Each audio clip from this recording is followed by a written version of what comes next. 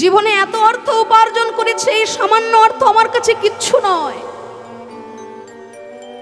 তাহলে আপনি কাঁদছেন কেন? কাঁদছি কেন জানো বাবা? মাত্র 3টে দিন আমাকে অক্সিজেন দিয়েছো বলে তুমি তোমার হিসেবের খাতাটা সাজিয়ে নিয়ে আমার সামনে এসে দাঁড়ালে বাবা। কিন্তু জন্মের পর থেকে 80 বছর বয়স পর্যন্ত যার অক্সিজেন নিয়ে আমি আমার জীবন ধারণ করলাম, একটা মুহূর্ত যার অক্সিজেন ছাড়া আমার বাঁচার কোনো ক্ষমতা নাই, জীবনে তার জন্য তো কিছু করতে পারলাম না ডাক্তার। আর তিনি তো কখনো তার হিসেবের খাতাটা সাজিয়ে নিয়ে আমার সামনে দাঁড়াননি। তিনি তো আমাকে কখনো বলেননি, ওরে এই জগতে আমি তো তোকে সবই দিলাম, তুই আমাকে কি দিতে পারবি?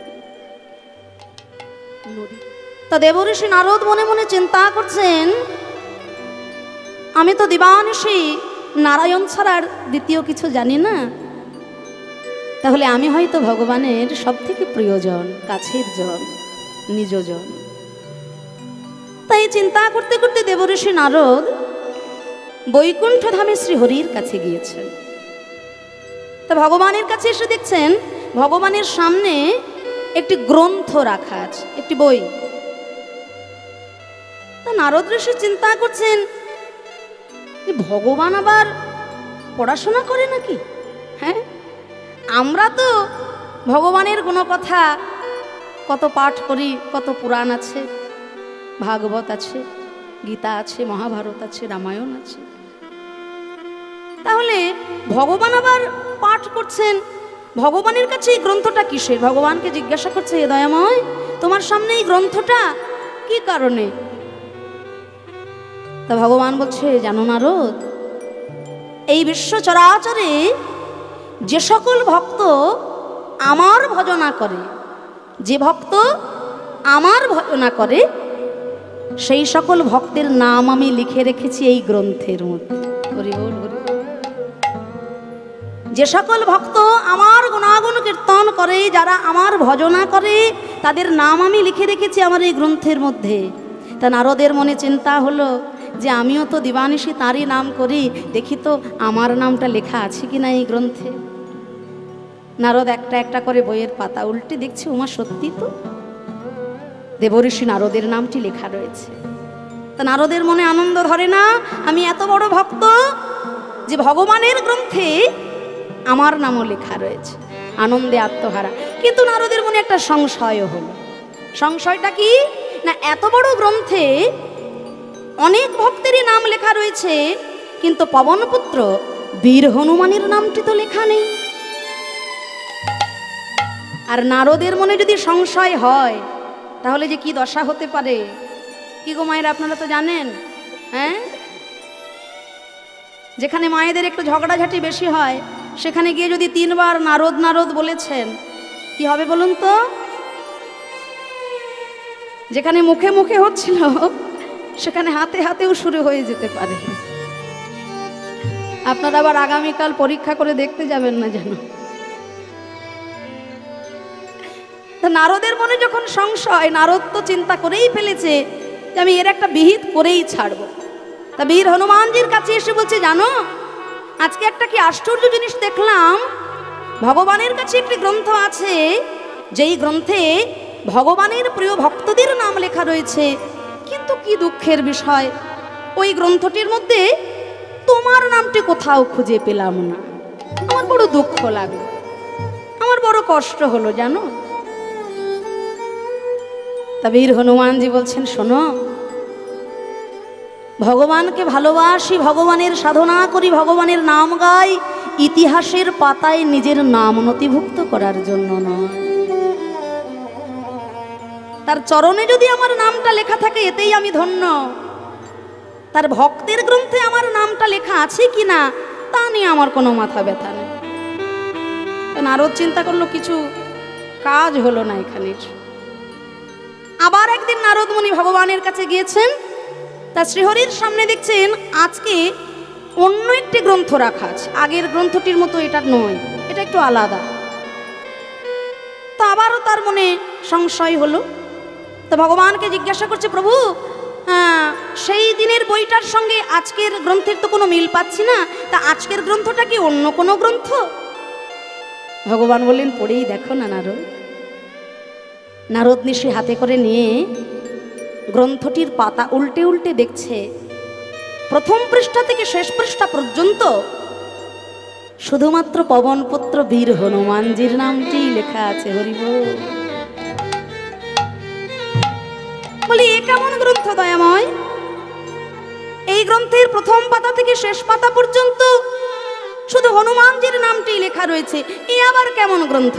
ভগবান বলছে, তুমি জানো না নারদ, আগের দিন যে গ্রন্থটা তুমি পড়েছিলে সেই গ্রন্থতে আমাকে যে ভক্ত ভজনা করে তাদের নাম লেখা ছিল, আর আজকের এই গ্রন্থে আমি যে ভক্তের ভজনা করি সেই ভক্তের নামটি লেখা আছে। নিতাই গৌর হরিবোল।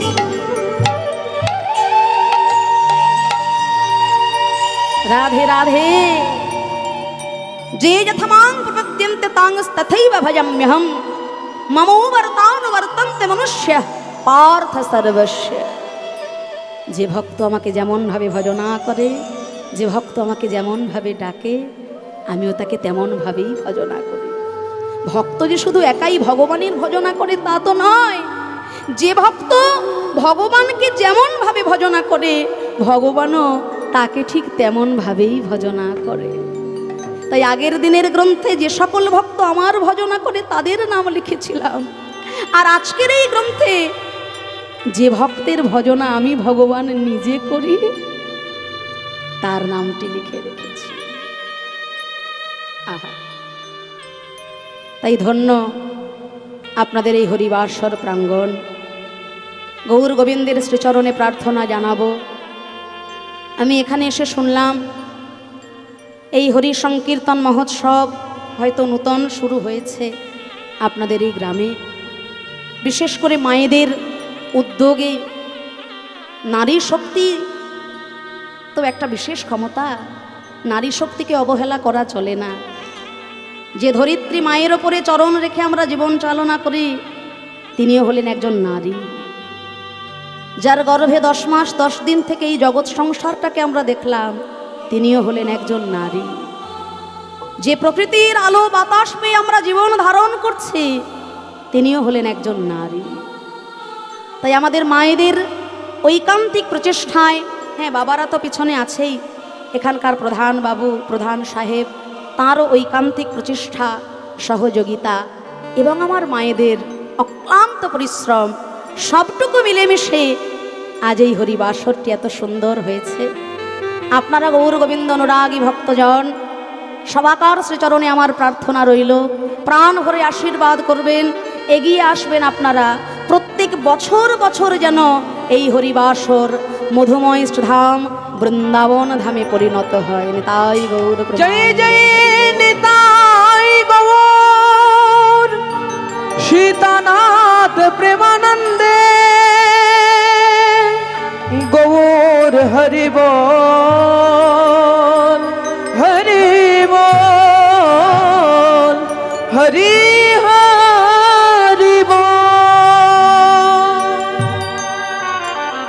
তাই আজ আমার প্রেমের ঠাকুর শ্রী চৈতন্য মহাপ্রভু নবদ্বীপের রাজপথে একটি বেতের লাঠি হাতে করে নিয়ে দাঁড়িয়েছেন।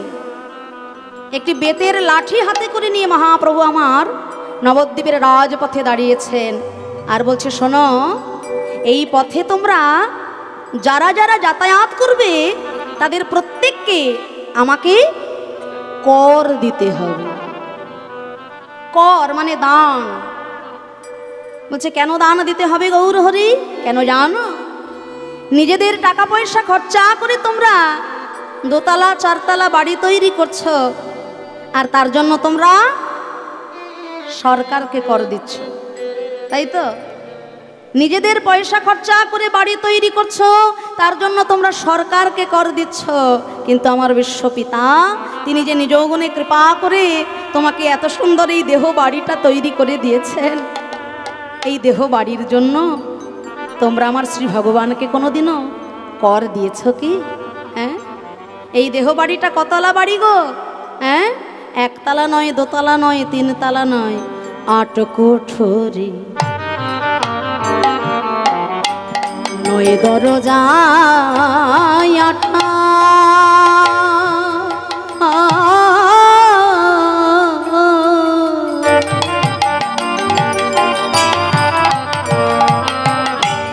মধ্যে মধ্যে ঝরকা কাটা। ওই 8 কোঠরি নয় দরজায় 8,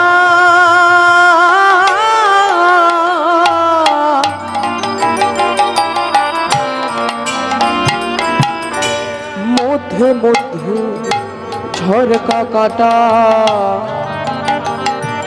আবার তার পরে সদর কোঠা, ওই তার পরে সদর কোঠা, ওগো তার পরে সদর কোঠা, ওই তার পরে সদর কোঠা। আছে আয়না মহল তাই কেমনে আসে যা ভাই রে খাঁচার ভিতর অচিন পাখি কেমনে আসে যায়। ভাই রে খাঁচার ভিতর অচিন পাখি কেমনে আসে যায়। দেহ খাঁচার ভিতর অচিন পাখি কেমনে আসে যায়। ভাই রে খাঁচার ভিতর অচিন পাখি কেমনে আসে যায়। 8 কুটুরি 9 দরজাটা। এই যে দেহ বাড়ি, এই দেহ বাড়িটা কতলা বাড়ি গো মায়েরা? 8 তলা। ভক্তের সাধনা শুরু হয় নিম্নগামী থেকে ঊর্ধ্বগামী। কুলকুণ্ডলিনী শক্তিকে জাগরিত করে চতুর্দল মূলাধার হতে 60 চক্র ভেদ করে ভক্ত যখন দ্বিদল পদ্মে আসে, সহস্র দল পদ্মে ভগবান বাজান মোহন মুরলী, ভক্তের সঙ্গে ভগবানের হয়ে যায় মহামিলন। 8খানা স্তরে সাজানো এই দেহ বাড়িটা। সহস্র দল, দ্বিদল, কণ্ঠ, হৃদয়, নাভি অগ্র, নাভি নিম্ন, মেড্রমূল, মেড্র অগ্র, এই 8খানা স্তরে সাজানো দেহবাড়ি। এগুলো দেহতত্ত্বের বিষয়। 8 কুটুরি 9 দরজা, 8 তলা বাড়ি, তার 9টি দরজা। এই 9টি দরজা দিয়ে আমাদের মন সংসারে বিচ্ছিন্ন হয়ে যাচ্ছে। সেই মনকে আমরা একমুখী করতে পারছি না। 9টি দরজা দিয়ে বিচ্ছিন্ন হচ্ছে আমাদের মন সংসারে। নবদ্বার, 2টি চক্ষু, 2টি কর্ণ, 2টি নাসিকা ছিদ্র, 1টি মুখ, আয়ু, উপস্থ। এই 8 কুটুরি আর 9 দরজা, তা দিয়ে আমার এই দেহ তৈরি। কিন্তু দুঃখের বিষয় ভাই, আমরা শুধু সারা জীবন ধরে খাঁচাটারই যত্ন করলাম, কিন্তু খাঁচার ভিতরে যে অচিন পাখিটা আছে, সেই পাখির ভালো মন্দের খবর আমরা কোনোদিন নিতে পারিনি ভাই। তাই তো মন তুই রইলি এই খাঁচারি আসে,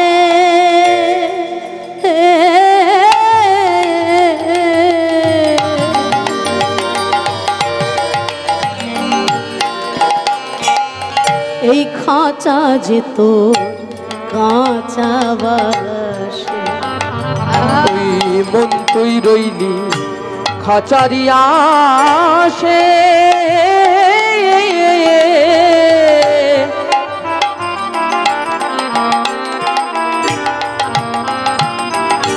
খাঁচা যেত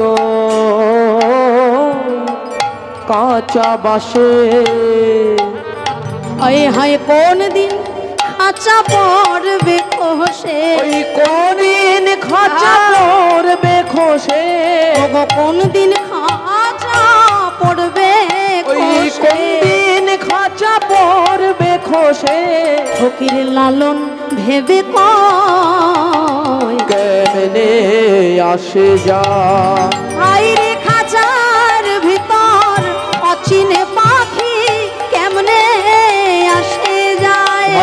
খাঁচার ভিতর অচিন পাখি কেমনে আসে যায়।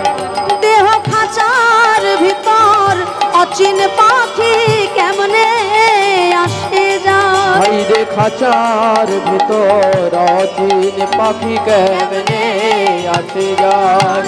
হাইরে খাঁচার ভিতর অচিন পাখি কেমনে আসে যায়। মন তুই রইলি খাঁচারে আসে, খাঁচা যে তোর কাঁচা বাসে। কোন দিন খাঁচা পড়বে খসে ফকির লালন ভেবে কর।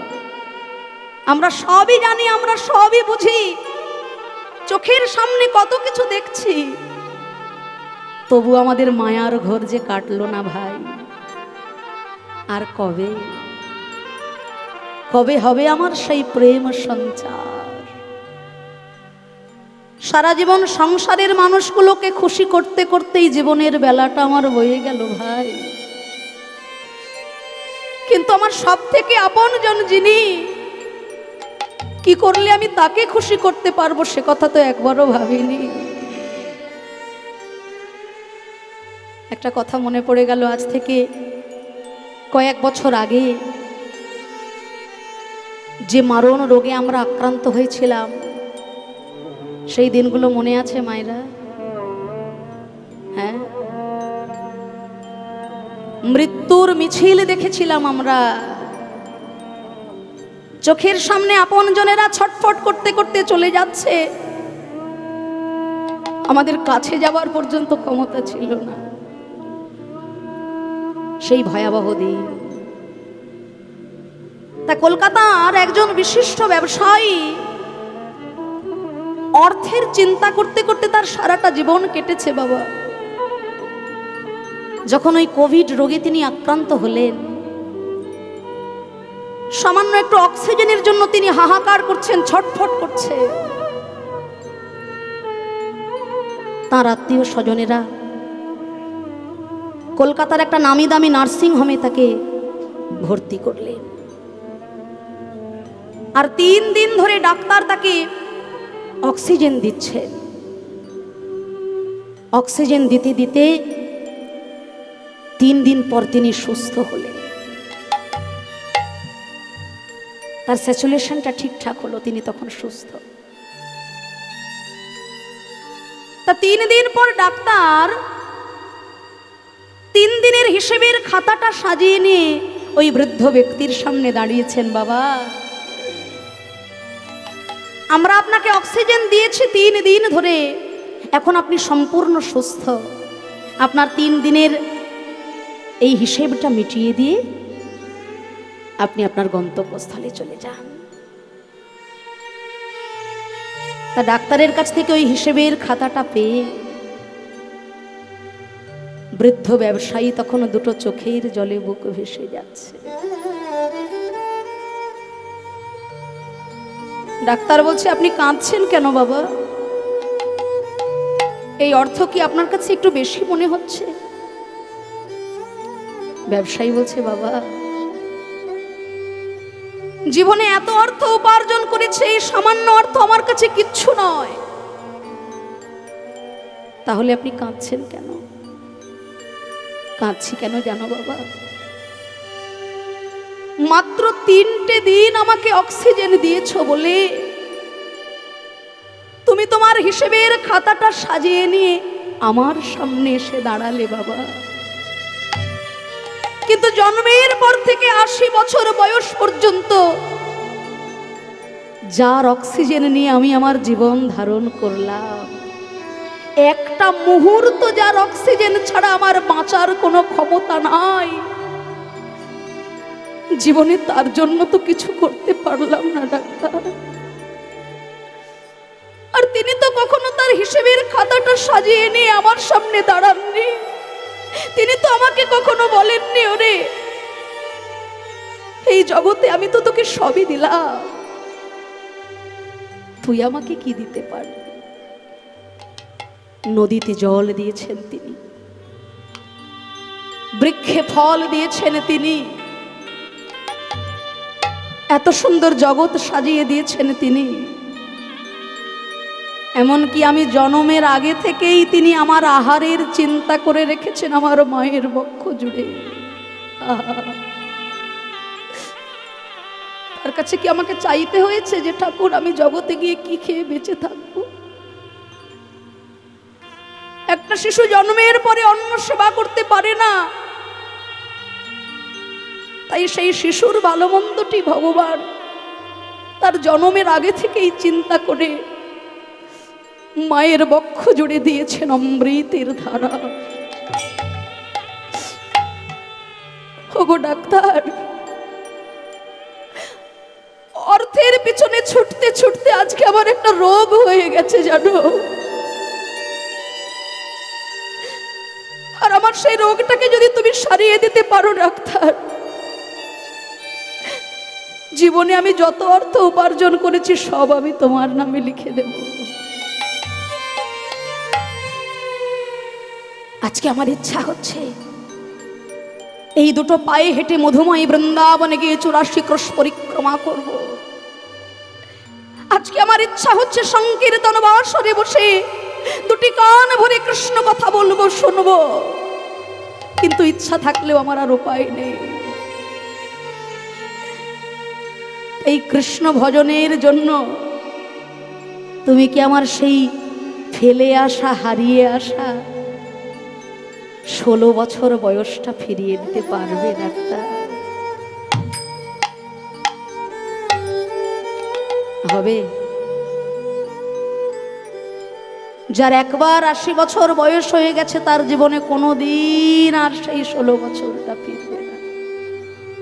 16 বছর দূরের কথা, গতকাল যে দিনটা জীবন থেকে হারিয়ে ফেলেছিলাম আজকে মাথা ঠুকে মরে গেলেও পাবো না, আর আজকে যে দিনটা জীবন থেকে হারিয়ে ফেললাম আগামীকাল মাথা ঠুকে মরে গেলেও আমরা পাবো না। তাই হরি বলবো বলে তো জীবনের দিনগুলো বয়ে গেল ভাই, নিঃশ্বাসের তো কোনো বিশ্বাস নাই। ওই বলবো ভেবে রাখাই সার হলো, বলা আমার জীবনে আর হলো না। এই তো কদিন আগে গৌর পূর্ণিমা, দোল পূর্ণিমা তিথি চলে গেল। হাজার হাজার বিদেশি ভক্ত নবদ্বীপের মাটিতে হরে কৃষ্ণ হরি বল বলে নেচে বেড়াচ্ছেন। কি গো, তাই না মা? হ্যাঁ, দোল পূর্ণিমার সময় নবদ্বীপে যাবেন, দেখবেন বিদেশি ভক্তরা নবদ্বীপের মাটিতে হরি বল হরে কৃষ্ণ বলছে। আর কলকাতার শহরে গিয়ে দেখবেন সেই দিন সব থেকে বেশি ভিড় হয় মদের দোকানে আর মাংসের দোকানে। হাসি নয়, কথাটা বলতে গেলে লজ্জায় আমার মাথাটা নিচু হয়ে যায়। বলে আজ খাবো না কবে খাবো, খেলবো হোলি রং দেব না, তাই কখনো হয়?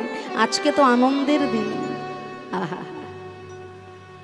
হতভাগা বাঙালি আর জাগবে কবে?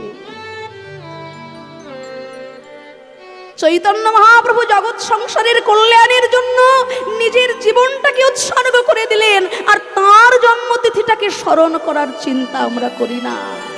কতখানি অকৃতজ্ঞ আমরা।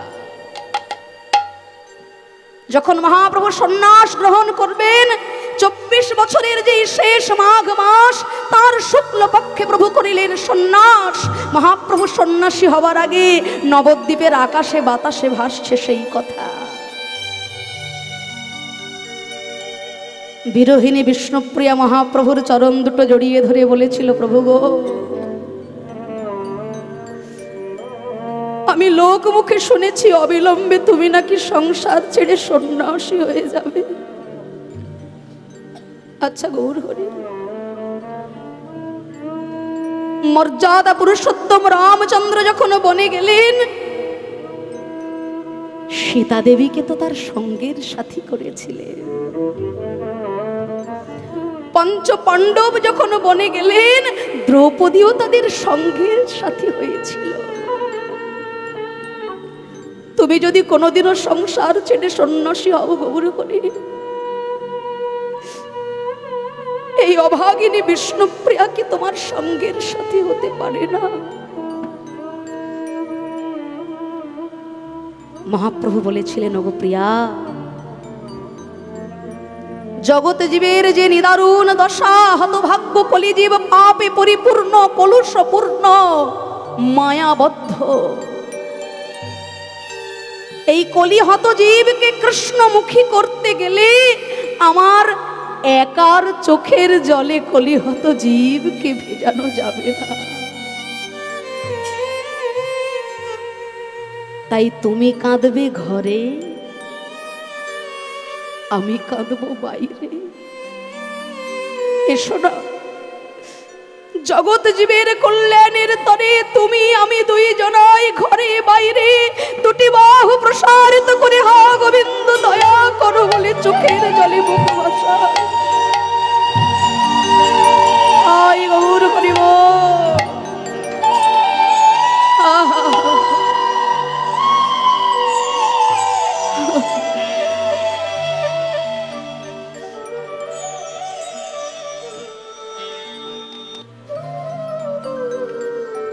মহাপ্রভু তো চলে গেলেন, কিন্তু বিষ্ণুপ্রিয়া দেবীর জীবনের যে কঠোর সাধনা, শেষবারের মতো মহাপ্রভুকে দেখতে যাবার জন্য বাসনা করেছিলেন। যখন সচিমাতা দেখতে গিয়েছিলেন, তিনিও সাজিয়েছিলেন তার অর্ঘের ডালা প্রভুর জন্য। পাগলা নিতাই চাঁদ বলেছিলেন, নিমাই এখন সন্ন্যাসী, মা ছাড়া অন্য কোনো নারী মূর্তি দেখতে সে পারে না। বিষ্ণুপ্রিয়াজির হাত থেকে পড়ে গেল তার সাজানো অর্ঘ ডালা। মায়ের উদ্দেশ্যে বললেন, মাগো, জীবন থাকিতে দেখিব না তারে, সন্ন্যাসী যদি তিনি, তাহার ধ্যানে এ কুটির পানে আজ হতে আমিও সন্ন্যাসিনী। ওহে ভগবান,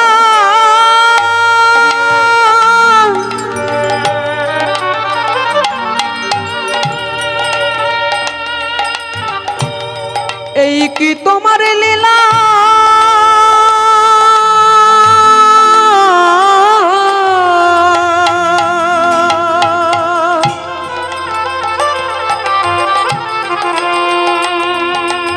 ওহে দয়াময়,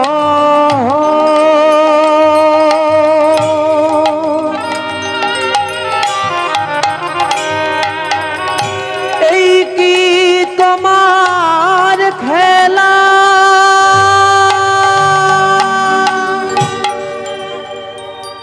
ওই যে ঘরের দরজা বন্ধ করলেন বিষ্ণুপ্রিয়া দেবী। দুটি পাত্র, একটি পাত্রে চাল রাখা ছিল আর একটি খালি পাত্র। পাত্র থেকে চাল তুলে নিয়ে একটি করে চাল হরে কৃষ্ণ মহামন্ত্র নাম জপ করে খালি পাত্রে রাখতেন। আবারও একটি চাল হাতে তুলে নিয়ে হরে কৃষ্ণ মহামন্ত্র নাম জপ করে খালি পাত্রে রাখতেন। বেলা 3 প্রহর পর্যন্ত যতগুলো চাল মহামন্ত্র নামে সিক্ত হতো, সেটুকু রন্ধন করে সেবা করে তার জীবন কাটল। মহাপ্রভুর শেষ আদেশ ছিল, যে নিম গাছের তলায় আমার জন্ম হয়েছে প্রিয়া, ওই নিম গাছ কেটে বিগ্রহ তৈরি করে তুমি তার সেবায় থেকো। আপনারা যারা যারা নবদ্বীপ ধামে গিয়েছেন, ধামেশ্বর মহাপ্রভুকে দর্শন করবেন। বিষ্ণুপ্রিয়া দেবীর নিজ হাতে সেবিত বিগ্রহ, কতখানি ত্যাগের প্রতিমা বিষ্ণুপ্রিয়া দেবী। আমরাও ভারতীয় নারী, তিনিও ছিলেন ভারতীয় নারী। নারী মানে যে তার ত্যাগের প্রতিমার কত বড় দৃষ্টান্ত, বিষ্ণুপ্রিয়া দেবীর জীবনী না পড়লে জানা যাবে না। আমরা কি পারি? শুধু আমার সংসার, আমার ছেলে, আমার মেয়ে, আমার স্বামী ছাড়া আমরা কিছু বুঝি না। কিন্তু ভারতীয় নারী কেমন হওয়া উচিত, বিষ্ণুপ্রিয়া দেবীর জীবনী না পড়লে আমরা জানতে পারতাম না। মহাপ্রভু চৈতন্য মহাপ্রভু হতে পারতেন না যদি বিষ্ণুপ্রিয়া দেবীর সহযোগিতা না করতে, তাই না? শ্রীমান মহাপ্রভু কোনোদিনও শ্রীকৃষ্ণ চৈতন্য মহাপ্রভু হতে পারতেন না যদি বিষ্ণুপ্রিয়া দেবী আজ্ঞা না দিতেন, সহযোগিতা না করতেন। রাধারানী জানতেন জীবনে বাঁচিলে বধুয়া পাইব, যৌবন মিলানো ভার।